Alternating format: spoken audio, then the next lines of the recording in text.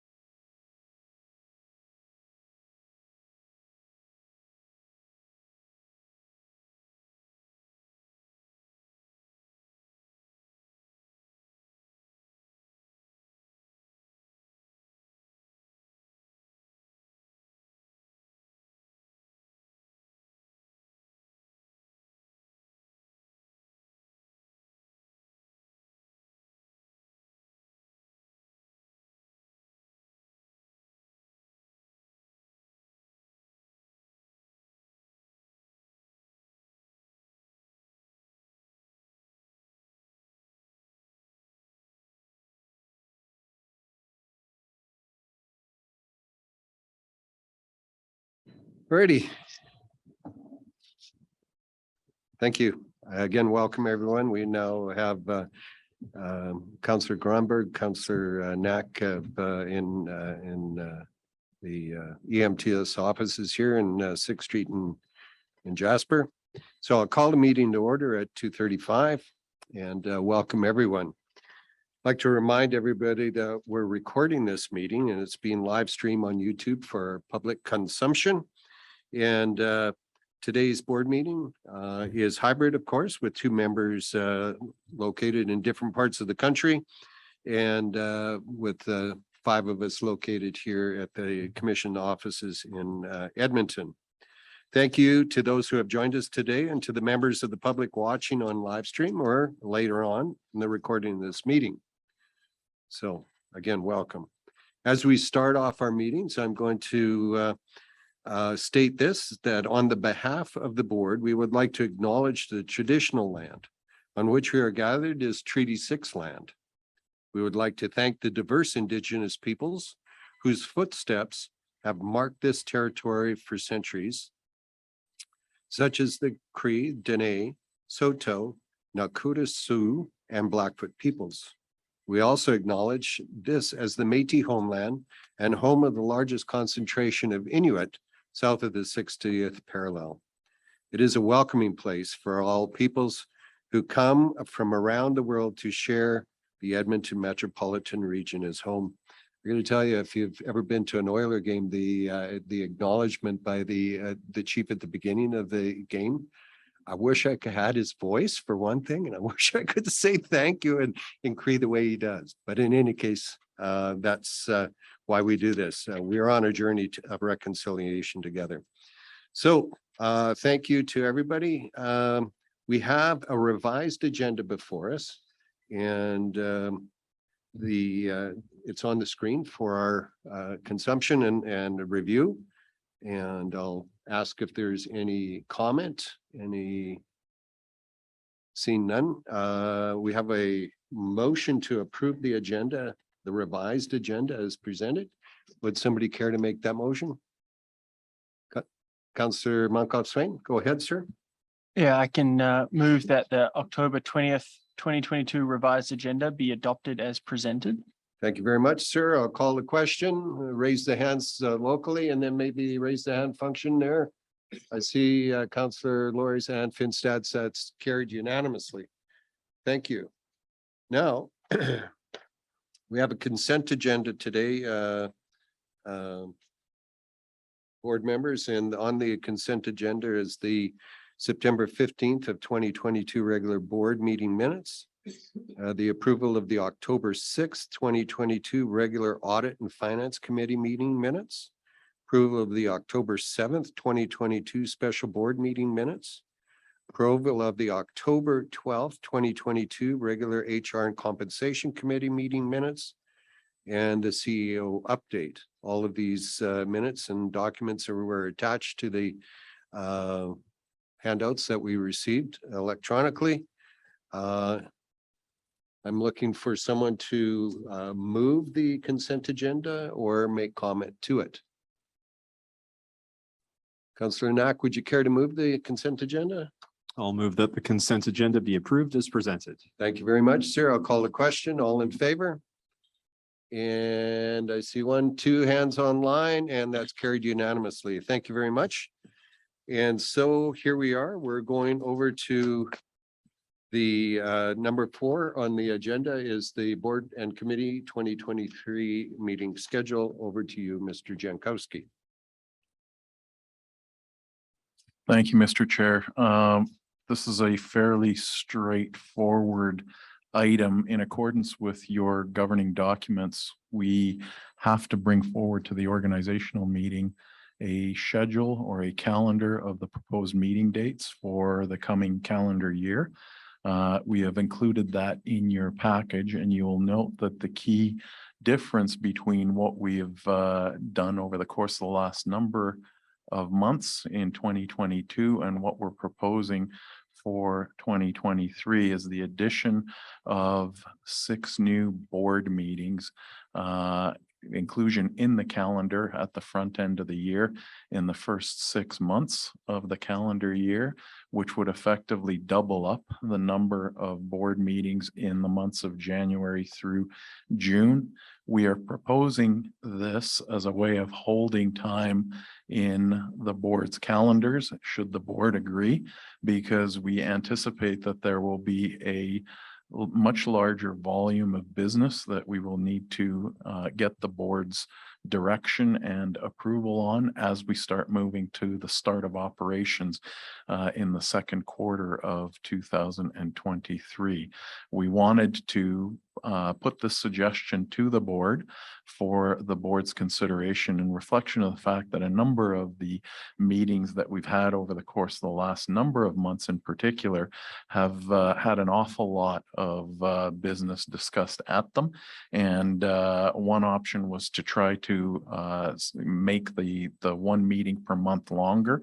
We have suggested for the board's consideration the addition of meetings in the front half of the year. Other than that, we have maintained the current schedule or the current sort of suggested spacing of the meetings of the two existing committees, the Finance and Audit Committee and the HR and Compensation Committee. We've included those on the calendar, and we submit all of this for the board's discussion and approval, direction or approval. Thank you very much, Mr. Jankowski. And looking at the schedule, I see that basically what you've done is, given that the regularly scheduled board meeting is the third Thursday of every month, you've slotted the additional board meeting on the first Thursday of the month. I understand the imperative here, given that there's a number of things coming in advance, not the least of which is all of the agreements that we have with our service providers and the contracts associated with that. I guess my question to you is that if we were to approve this and there was no business really on a particular month, we could cancel that then. Absolutely correct. This is here as a way to ensure that we have the appropriate dates available, but certainly if in consultation with yourself, Mr. Chair, and the Vice Chair, if we feel that we're able to manage the agendas with the one meeting per month, our suggestion would be to only go with the one meeting per month. Okay, and then one last question. We will continue to offer a virtual option for those who are. That is correct. All right, fair enough. I'll open the door. Councillor Monkoff-Swain, go ahead. Yeah, thank you, Chair, and appreciate bringing it forward and recognize there's a lot of work that needs to happen over the first 6 months, especially. Personally, I'm not a fan of this. You talked about the options of adding more meetings or making them longer. I would challenge us to be more efficient in the meetings. We have all read the pre-reads as they come in. That's the expectation coming in here, and adding more meetings is just going to add more time. I think, if we have a meeting set for 3 hours, we take 3 hours. If we have a meeting set for 2 hours, we take 2 hours. So personally, I would like us to stick to that once a month. We've already got the committee meetings, and then we have the off-cycle meetings, connections with leadership here at the MTSC, and I think they're getting extensive. Recognize there is a lot to get done, but I'm not in favor of adding that second meeting on a monthly basis. I think we should just look at being a bit more efficient with how we're conducting these, and that's no reflection of anyone in the room. Maybe more myself, who probably talks for too long. So I'll leave it there. But just know I'm not in favor. I'm curious how other people think. I'll leave it there. Thank you. Fair enough. Any other comments? Councillor Finstad, go ahead. Then Councillor Laurie. Thank you, Mr. Chair. Personally, I will be supporting this motion because it's a whole lot easier to cancel a meeting if it's not necessary than it is to try and arrange one, a special meeting when there's an urgent matter that needs to be addressed. And I would expect that we will do as much as we can to stick to our normal once a month meeting schedule. But there are those times when our meetings do tend to go long, and I don't think that adding more time to our already 2.5 or 3 hour plus meetings is an effective use of time. So I'm going to support this because it's a whole lot easier to cancel a meeting than it is to try and arrange one after the fact. Thank you, Councillor Finstad. Councillor Laurie. Thank you, Mr. Chair. I kind of between a rock and a hard place on this one. I do agree with Mr. Monkoff-Swain's comments in regards to it. I would like to think with the amount of work to be done I'd really like to see our administration as focused as possible on getting that work done rather than spending the time preparing meeting packages and so on and so forth. But recognizing the fact that in order to get that work done, they may need authorizations from the board, they may need decision items coming forward and so on. So, you know, I think all in all, I would tend to agree with Mr. Finstad's comments. It is easier to cancel a meeting rather than try to schedule a meeting. So I'd like to see us, as Mr. Muncroft-Swain said, be as prudent as possible in not requiring these meetings unless absolutely necessary, but at the same time, supportive of the schedule, the way it's raised. My one challenge that I do have, though, in relation to the extra meetings is them being scheduled on the same day as the Audit and Finance Committee meetings. And some of the items that come forward oftentimes go through the Audit and Finance Committee meeting first, as well as I'm wondering about just administrative time and then again, board members' time, respecting those times. Wondering if any consideration was taken to potentially moving the Audit and Finance Committee meetings to not have them on the same days. I'm assuming the intention was to run them after the board meeting was completed. If administration could just speak to that a little. Go ahead, Mr. Jankowski. That is correct. We had identified through some informal consultation and reach outs that Thursdays tended to work the best. It had the fewest, Thursdays had the fewest opportunities for conflicts with many of the meetings, the regular meetings that you're all involved with within your municipalities. So we stuck to the Thursday schedule, and we decided to space it fairly evenly. Suggest an approach that spaces the timing of the board meetings. You're correct in indicating that the board meeting would occur earlier, and then if required, and the Finance and Audit Committee would occur as it does today, later in the afternoon. Okay, thank you. And then, Mr. Chair, the only other thing that I'll raise is I see we have a board meeting scheduled for December 21st. Being how close that is to the holiday season, I worry about our ability to actually obtain quorum for a date like that. I'm wondering if that meeting should either be foregone or if that meeting date should be moved potentially to a week earlier. Mr. Jankowski. We are on that issue. We're at the board's, we will respond to the board's direction. I hear the concern. We just followed the protocol of looking at the third Thursday for the scheduling of that December meeting, and it fell on the 21st, but hear the concern. We can take the board's direction. We could move that to perhaps the Thursday before that, if that's the board's wish. To the 14th. Yeah, Mr. Chair, if we need a motion to amend that, I would gladly make that. Okay, let me just canvass the group.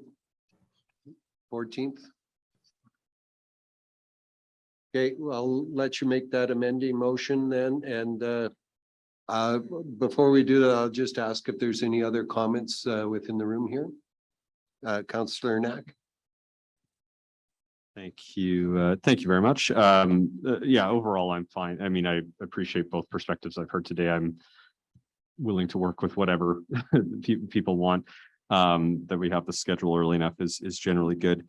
And I don't want to, beyond the date that's just been flagged by Councillor Laurie, I have a few particular days that do end up conflicting with Edmonton Council meetings generally aren't on Thursdays, but there's a handful that are. I don't want to necessarily solve that right now, but what I thought I could do is just send an email over, and then maybe at a future meeting, we could look at tweaking if needed.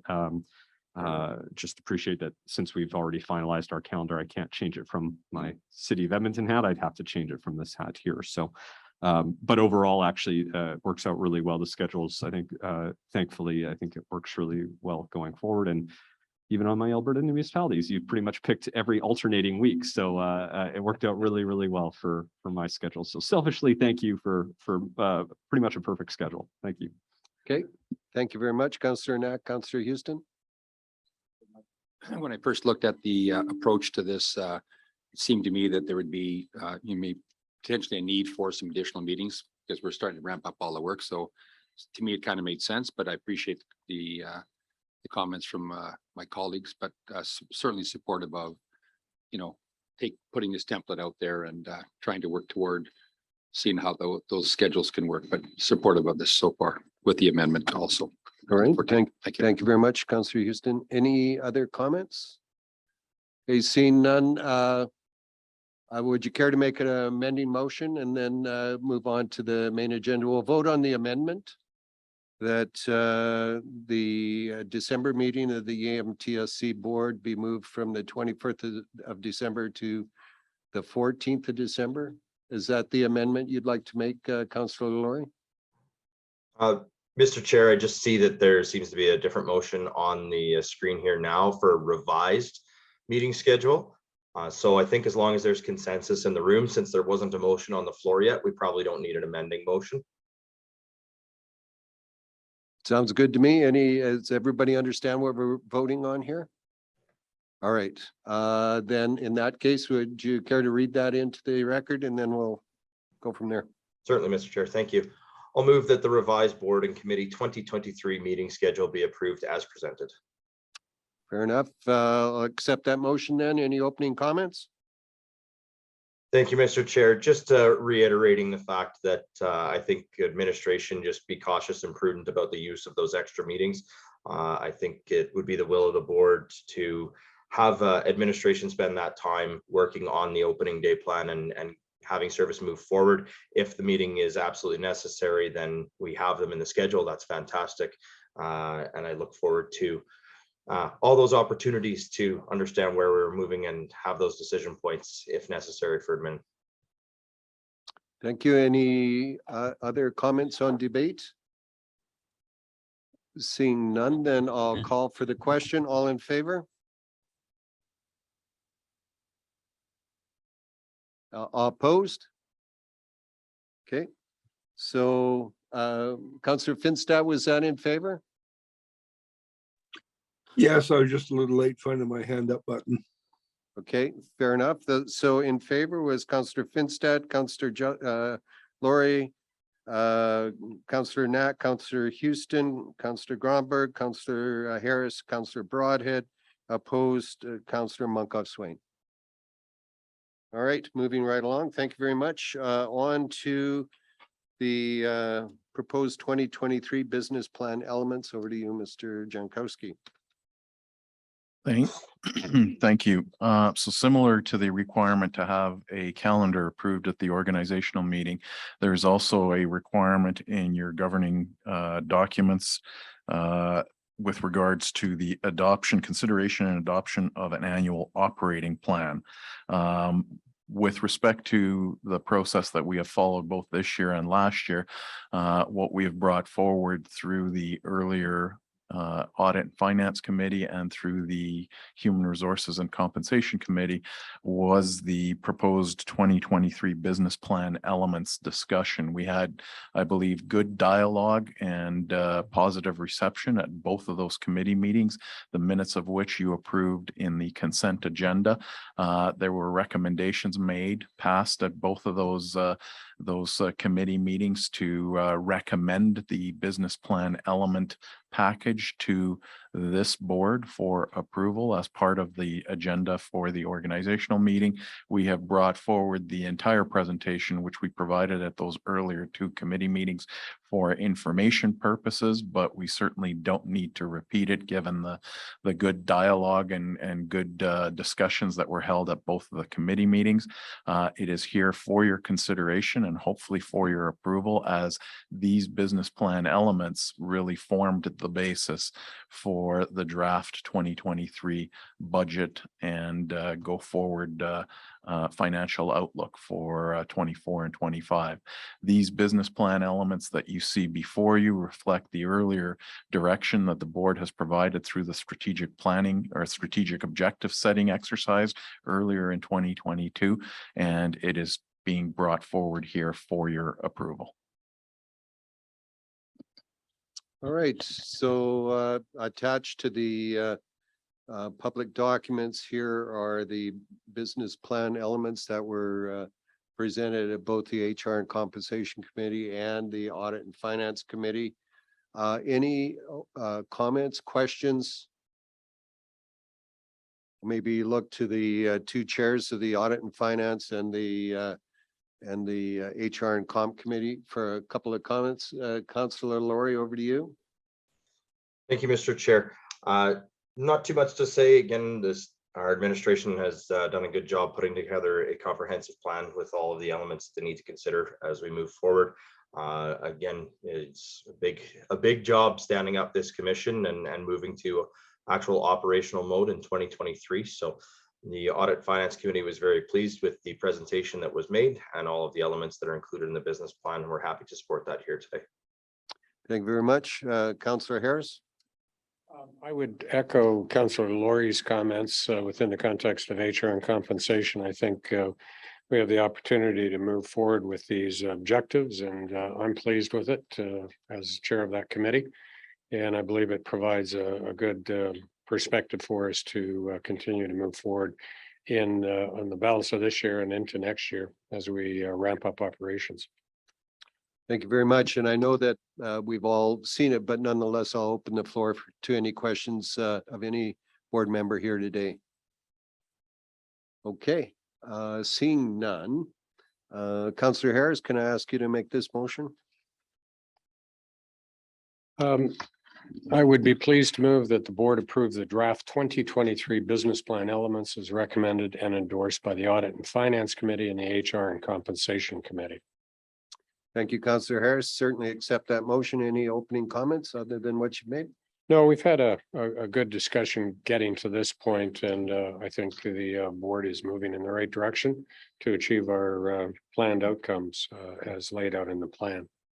Okay, fair enough. I'll open the floor to any further comments. Seeing none, I would just point out to those who are online that the business plan elements are attached to the public documents for your review. And on that note, I'll call the question. All in favor of the motion presented? And I see 7 hands. That's carried unanimously. Thank you very much. All right. Moving on to the tabling of the proposed 2023 budget. Over to you, Mr. Jankowski. Thank you very much, Mr. Chair. So we are very happy to be bringing forward for the board's consideration the draft 2023 operating and capital budget.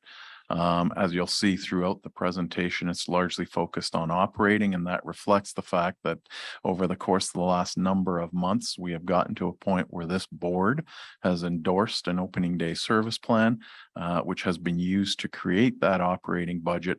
But through the preparation and through the negotiations and discussions to get to that operating budget, we've come to the realization that opening day is going to reflect a very different service delivery approach using a mix of different methodologies that will impact the original plan that was first considered by all the member municipalities as part of the business case. As such, the focus for 2023 is on operating with much less of a focus on capital, and we will get into the discussions for that as we go through this presentation and as we go through the process of refining and approving this budget. Before we get into the specifics, I do want to extend some thanks to where we've gotten to.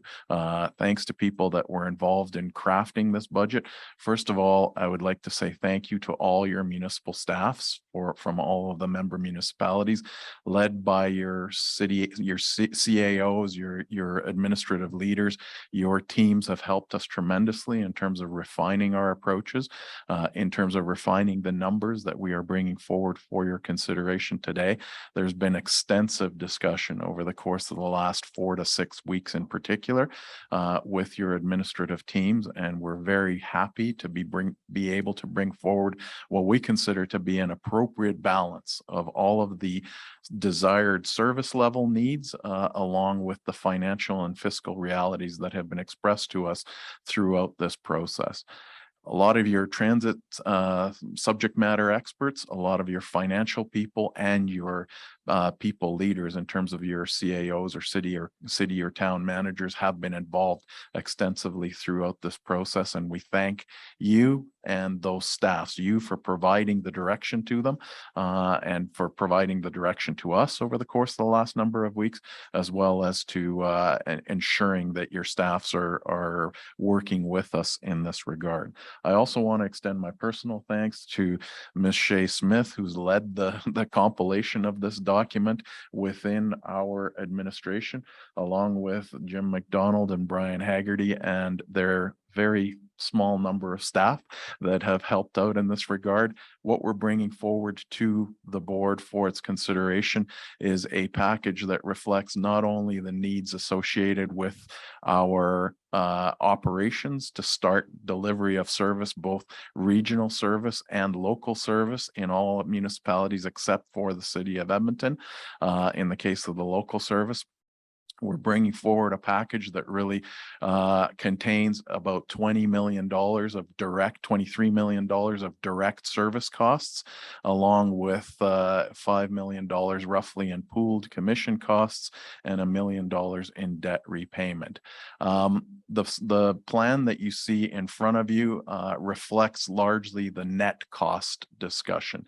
So even on the slide number 23 or 22 that we have brought forward, you will see the overall costs that are included in the budget, and those are the net costs, net of our anticipated or forecast revenues, estimated revenues. The revenues consist of fair and non-fair revenues, largely the estimates of the revenues that are currently being collected through a number of the operations, but also those that are forecast for the new services that have been included and have been seen by you as part of the opening day service plan. So while this slide shows a net cost total of about $25 million, at the end of the day, you will be approving, provided that you're comfortable with the specifics, you will be asked to approve an overall budget that will be in the order of about $29 million, which will reflect that forecast of about $4 million in fair and non-fair revenues for 2023, or for the proposed months of operation in 2023. The costs will be offset and we will be relying on three major funding sources with regards to the costs. And these are the funding sources that have been discussed a number of times with members of the board and with your administrations. The funding costs or the funding opportunities, funding responsibilities or categories that are identified in your governing documents are the direct costs, the direct service delivery costs for both the regional and local service in this particular pie chart.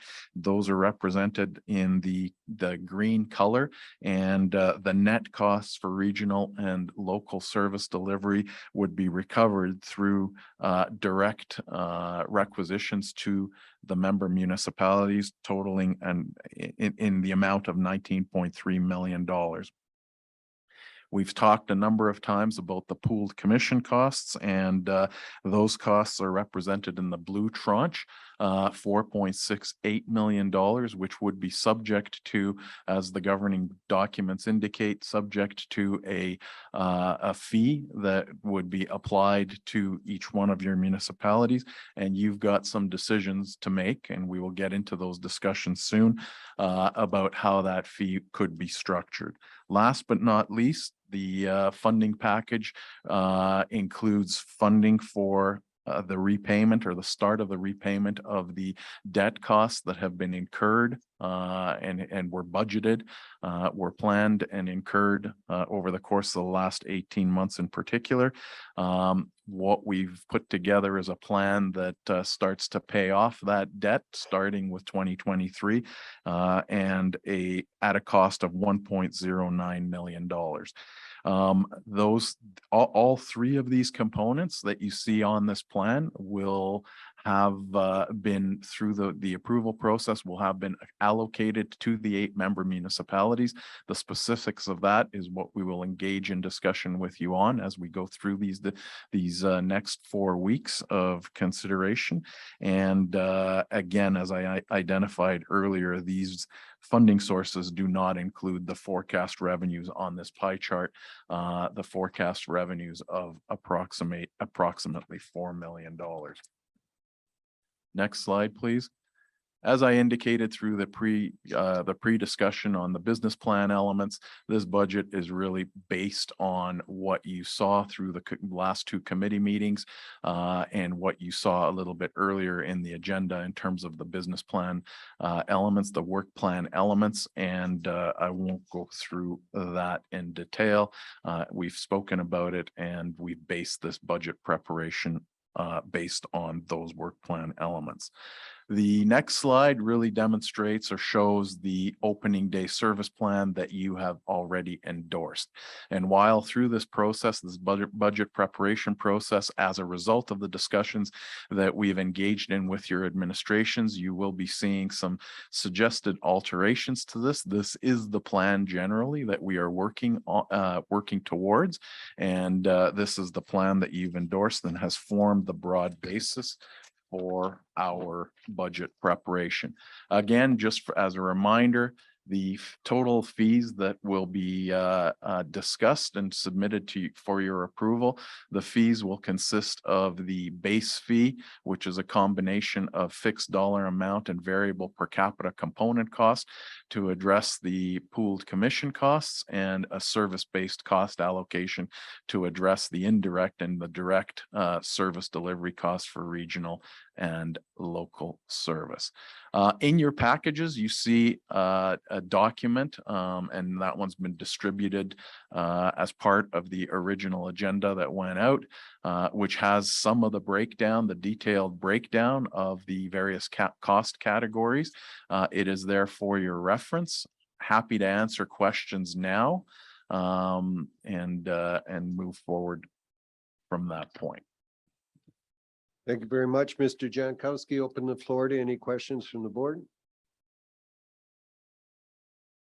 Okay, recognizing that we've seen this before, Councillor Gromberg, go ahead. Yes, thank you. Just a question on the advertising and marketing part of the budget. So for revenue, was that number created based on past revenue from, in terms of advertising and marketing from all of the municipalities? We've taken those numbers directly from the 2023 municipal budgets and just ported them into ours. So Okay. those are existing numbers.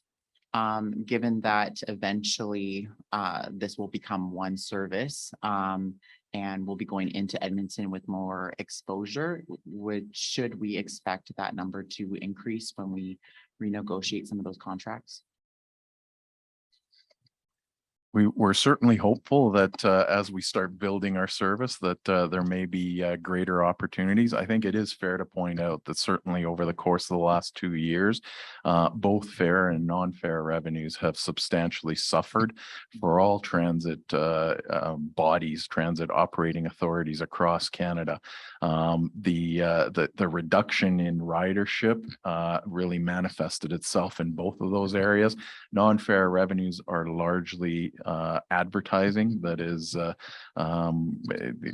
bought or sold and bought by others for advertising on the various transit fleet vehicles at the transit bus stops and so on.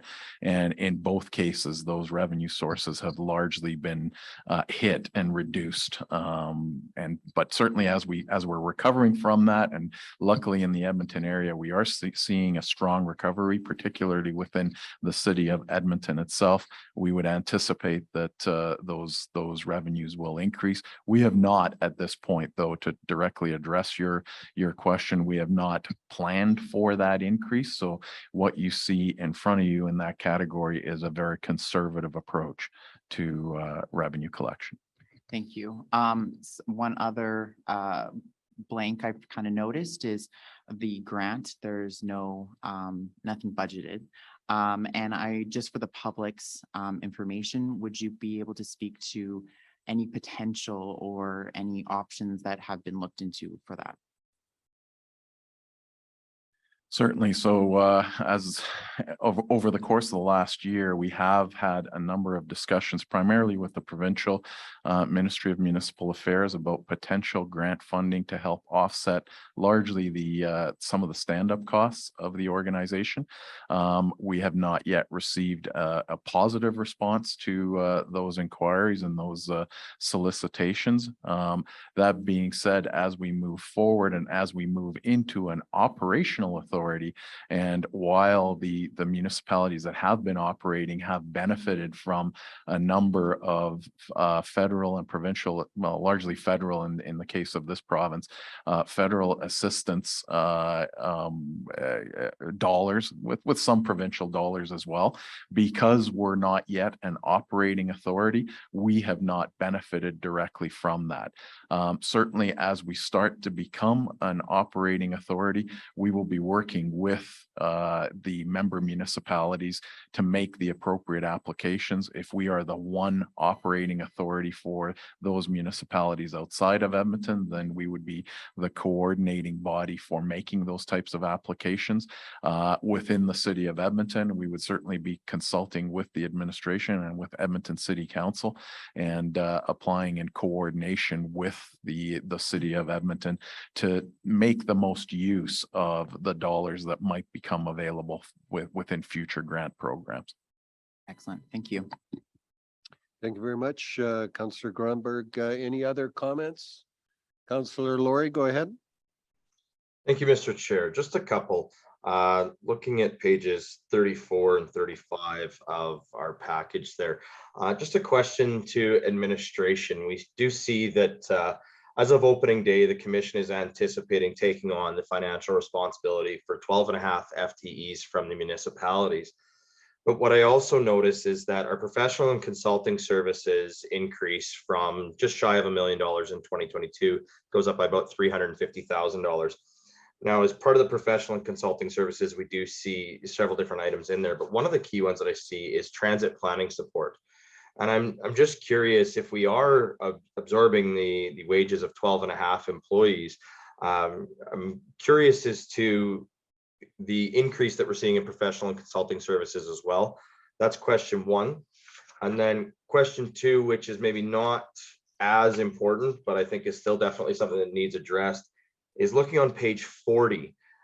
We see that the wages and benefits proposed for 2023 is just over $3.5 million. But then in 2024, it only goes up by about $100,000.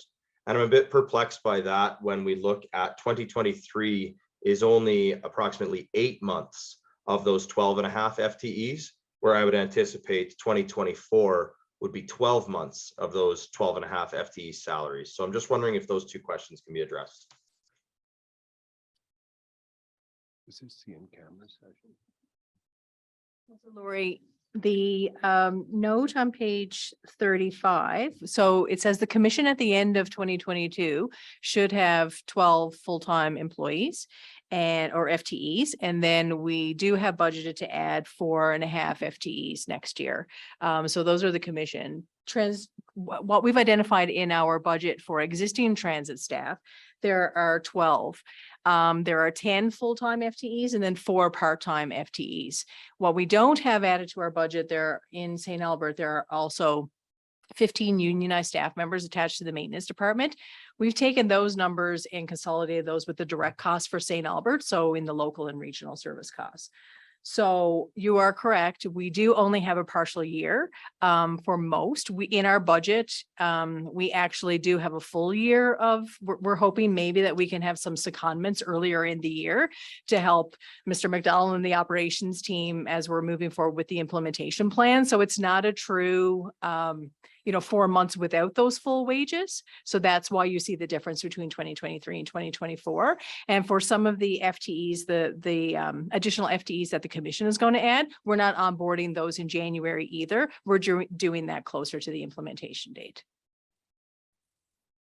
Thank you. So that still leads me concerned though as to how the increase in 2024 is only $100,000. Because if we are looking at, onboarding partial way through a fiscal year, that means that we're only carrying a partial portion of that salary for that specific fiscal year. But in the following fiscal year, we would be anticipating carrying 100% of that. But I also didn't hear an answer in the first part of my question into with the increase in 12.5 FTEs that are potentially being seconded or just being supported through municipal staffing that exists that we would be compensating them for, the increase that we see in professional services as well. I would anticipate if we were adding capacity through staff members that we would actually see a reduction in professional and consulting services.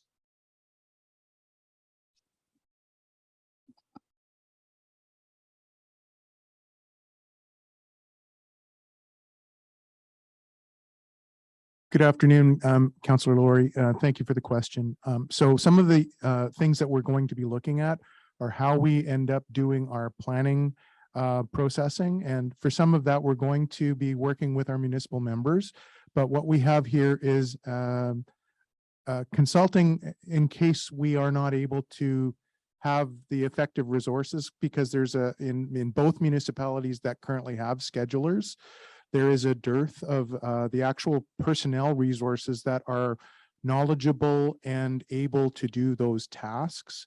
So that is the reason why we're looking at having these additional resources available should we need them to provide extra planning services where we can actually contract out those elements. Thank you, Mr. McDonald. Mr. Chair, if I can add to that, one of the discussions that I've had most recently with the city administration leaders at the city of Edmonton actually has been around the potential to make use of the significant prior or earlier investments that the city has made in the scheduling and planning methodologies, the models that exist. One of the things that we're exploring is looking at potentially reducing the reliance on external service providers, given that much of the service planning is going to have to be directly integrated with the city of Edmonton's model in light of the city's continued operation of the Edmonton Transit local service, essentially all of the existing Edmonton transit service. And one of the things that we have explored or started to explore is actually simply paying for an additional resource that could be essentially embedded within the city of Edmonton transit planning framework, but work on behalf of this planning need for the commission in general.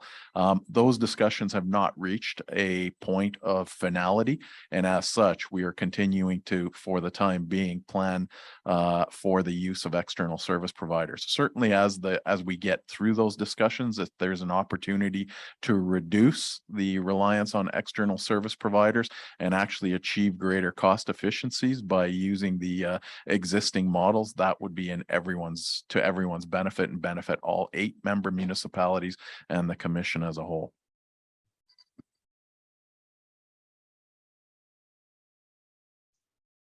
So, Mr. Chair. Okay, go ahead. I still do draw some concern. It's stated in the package on page 35 that the 12.5 FTEs are built into the proposed operating budget with the cost of these employees to move to the commission on opening day in 2023. As we know, that proposed opening day is approximately in the second quarter, and we're looking at anywhere from 25% to say 33% of those wages not being allocated in this budget.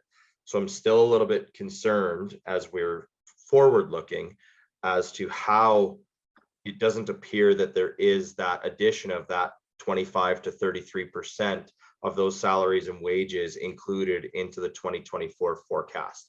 And again, I know generally we're only approving the 2023, but as we are forward looking, as we're moving forward, it's something that stood out quite heavily to me there. Okay, fair enough. We'll take a look at that. We're tabling the proposed budget today and we're going to approve it in November. And so we'll certainly have a question or answer to you for your satisfaction by then. Thank you, Mr. Chair. Okay. Any other comments, questions?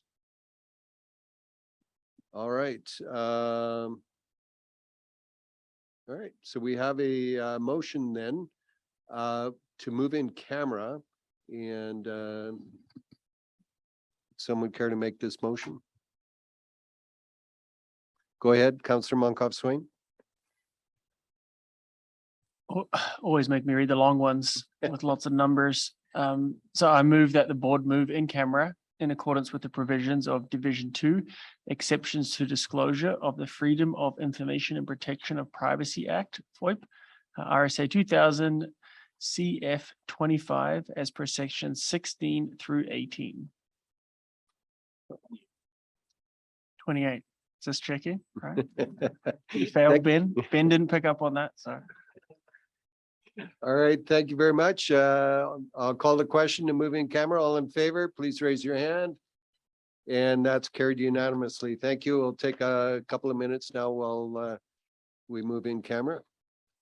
Yes, Mr. Chair, it'd be my pleasure to make this motion that the board accept as information the materials and discussions as presented, and that the proposed 2023 operating and capital budget and the 2024 to 2025 outlook be referred to a commission administration to address the input of the board and present to the November 3rd Audit and Finance Committee for recommendations to the November 17th, 2022 board meeting.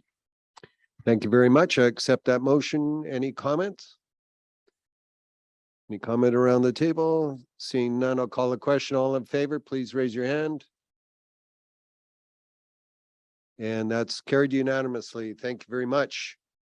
And all right, so good work today. This was kind of tough slugging, and for those that are online, just want to make one comment. What we discussed in camera was basically covered in the motion. So basically the 2023 operating capital budget. So, and it was in draft form. So it'll all be presented publicly in the 17th of November.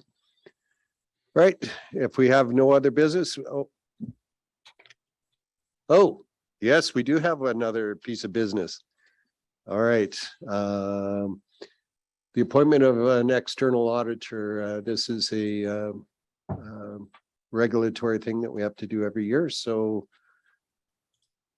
Mr. Jankowski, you want to speak to this before we consider the motion of the board? Yes, very quickly. So the board will remember that when we went through the process of seeking an appropriate auditor, and we went through the competitive process back in 2021 for the 2022 fiscal year, sorry, for the 2021 fiscal year, but the work to be done in 2022, we actually went out for a 2-year engagement. So we do have the firm of Metrics Group LLP recruited, retained to carry out 2 years worth of audits. They carried out the first year's audit function, and which was approved by this board and was filed appropriately in conformance with the regulatory requirements. Because of the way that the governance bylaw is written, out of an abundance of caution, we have brought forward an additional motion to appoint that same firm for the next fiscal year's audit requirements. And so we just need basically a reconfirmation of the engagement of Metrics to carry out the next audit, the next year's audit. Okay, fair enough. Thank you, Mr. Jankowski. Any questions around the table? Seeing none, has anybody not made a motion today that I can, Councillor Gromberg, do you want to make this motion then?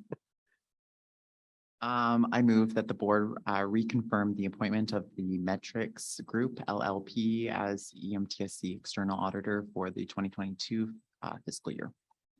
Thank you very much, Councillor Gromberg. I'll call a question. All in favor, please raise your hand. And that carried unanimously. Thank you very much. All right. And that's the business of the board today, and we are close to being on time. Thanks, everybody, for taking time out of your day. The meeting stand adjourned. Thank you very much, everybody. Have a good night.